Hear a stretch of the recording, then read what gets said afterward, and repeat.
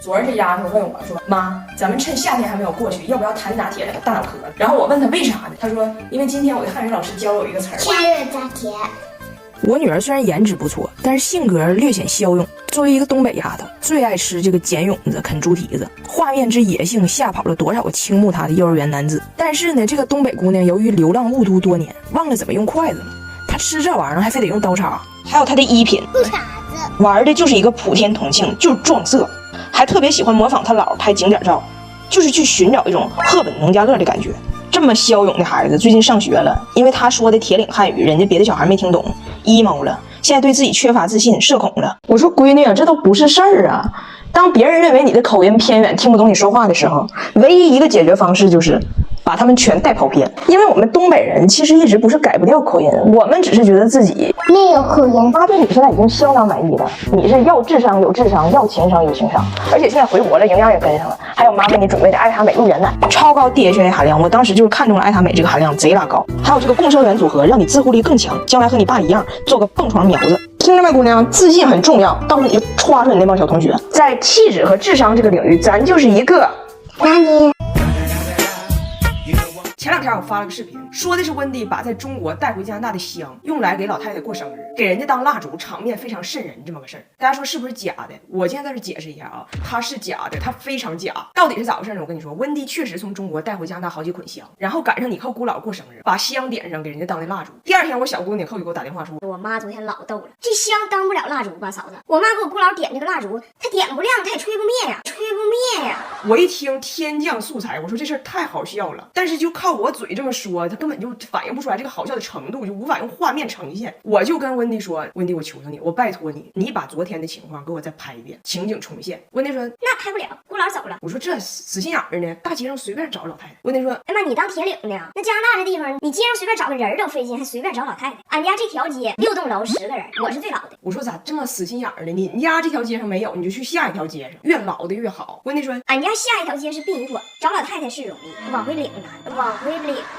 他说的这还真是真的，我去过他家，他们国家安置这种特殊场所非常随意。我说我吧，我只在乎你是怎么拿香给人当蜡烛，然后吹不灭的，我不在乎老太太。温迪听不懂，人上公园找老太太去了，倒挺敬业，逮着老的就上去跟人搭话。他老头不来，怕温迪被人当成卖假药的给他逮捕了，一直在他身后给打掩护。俩人呢跟黑白无常似的，满加拿大抓老太太，满加拿大抓老太太。最后我就说，我说你这也太费劲了。我最后说一遍，我不在乎那个老人，他是个人就行，女的就行，女的就行。温迪明白了。温迪说，哎呀，那你早说呀，我费这个劲呢。我又忘了俺家这几个外国人，他听话只纯听字面意思。温迪一听是女的就行，找到了他侄儿的媳妇爱丽丝。爱丽丝今年31。我小姑子你看我看着爱丽丝都懵了，姑姥不是我姥爷的妹妹吗？我姥爷和她是妹妹，长得不能说一点不像，只能说毫无关系啊，毫无关系啊。但是我不知道他找的是谁呀，我就听说找着了。拍摄的时候我说我需要给这个老人看着这个吓人呼啦的香的一个反应，抓他一个表情，你别不拍他呀。温迪说我拍他了，我拍他了。结果最后视频就拍成了这个样子。温迪也算尽力了，但是我以后真是不敢考虑找他们一家人帮拍视频了，他还累够呛，但拍那玩意儿全穿帮。今天张大姐第一次去幼儿园，这种重大时刻我得亲自用 OPPO Find N3折叠屏拍，他做人像拍的更好看，背景虚化自然，拍出张大姐小点细分，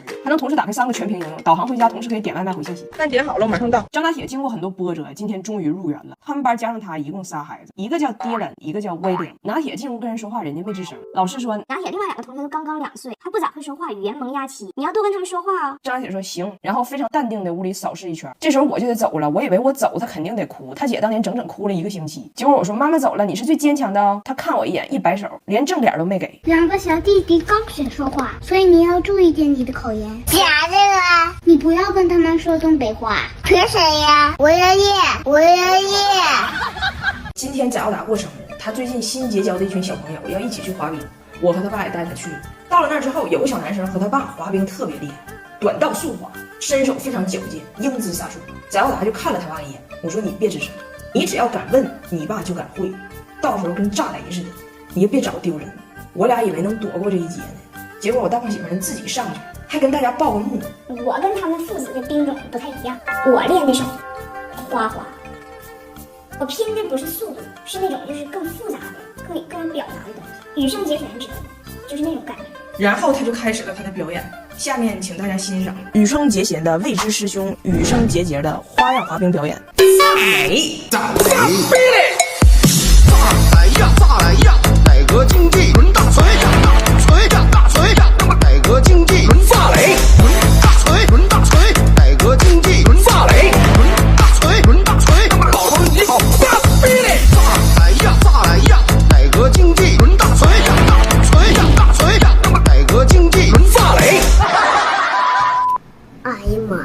我说这是一种什么花样滑冰呢？他说花样滑冰讲究一个跳一个转，跳有没？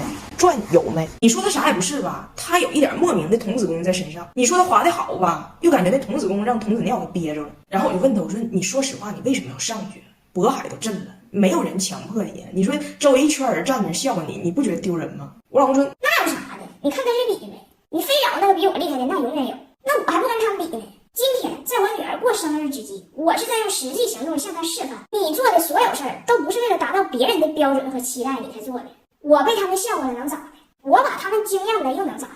一会儿试尖的时候能多打个蛋呢。我滑的挺开心，你挺开心，女儿挺开心，完事儿了呗。你周围那些人除了滑冰场谁认识谁呀？我觉得他说的挺对。哎，你们知道外国人跨年的时候有个亲吻习俗，就是12月31号的晚上，在跨年的钟声响起的那一秒，要在烟花下亲吻你身边的人，不管是谁，就是抓离你最近的那个人。在他们的文化里，就这个事儿他必须得做，可能就是寓意上是预示着新年的好运呢之类的，具体的我也不知道。然后今年呢，12月31号的晚上，我正好在一个剧组拍戏，我答应了大胖媳妇11点半我应该能到家，但是剧组呢他一直有延误，就没有准时收工。到11点45了，我就给大胖媳妇打电话，我说咱俩今年跨年没戏了。大胖媳妇说那我的一吻跨年呢？我烟花都准备好了，年年都有这个仪式，你今年也必须履行。我说一吻跨年肯定没戏了，我就是现在离开，我回家也赶不上跨年了。他就非常不高兴，但这玩意儿有讲究，他又不能放弃。于是在我的手机监控录像里，我就看到这个男人从11点50分开始坐立不安，仿佛一个走上绝路的猛兽在倒计时中寻找他的猎物。我才明白，绝望中的人与兽都是饥不择食的。他可有心眼了，为了不打草惊蛇，他11点55开始坐下跟我爸瞎聊天。为了让敌人卸掉防备，他搬起自己脚丫子给我爸看，问我爸：爸爸，为什么我的灰指甲开始歪着长了？我爸还低头仔细给他看呢，说：你这灰指甲就是今年下半年开始有点往北长了。已经正好了。他利用着我爸对他灰指甲的关切，11点59分59秒，把老丈人一吻跨年，一吻跨年。喂，我离得远点。好，喂，过年好。哎呀，为什么？亲完之后发现忘记了烟火，于是他点起了烟火，在绚烂的烟火中把老头又亲了。过年好。这跨年我在剧组里还挺开心，因为毕竟有我爸替我负重前行。我在剧组里还收到一些跨年礼物，其中这个汤臣倍健小金罐蛋白粉新年礼盒特别好，里边都是便携装，平时出门很方便，一天一条，4重蛋白配方，长时间补充蛋白质，很适合我这种没时间补充营养的妈妈。还附有祝福彩条，聚会带上很体面。半夜2点多，我终于回家了，一开灯，大胖媳妇瞪俩大眼珠子在那等我呢，生气了。我说生啥气？我爸也让你亲了。他说我亲完你爸，我又仔细查了一下，跨年一吻，你吻的是谁，就寓意着新的一年你和这个人有更亲密的关系和更进一步的发展。而我和你爸再亲密下去，对谁都不好，对谁都不好。然后他这次真生气了，咬准我没有履行诺言。元旦那天早上手找行李要走，我看这一个大行李箱一个大书包，这完全是要回娘家的架势，就要走。哎呀妈，那出让他给你整的，你以为他要回加拿大呢？我都害怕了。结果一问，人家要回铁岭找我奶，他说他都打好招呼了。今天早上给我奶打的电话，说彩玲欺负他，我奶亲口跟他说的，说大胖小你回奶家，奶给你做主。我会替奶奶要保护我，还甩给了我一句狠话。要不是我的新车被上缴了，我现在都不用在这等车跟你废话，我早已扬长而去，甩你一身悔恨。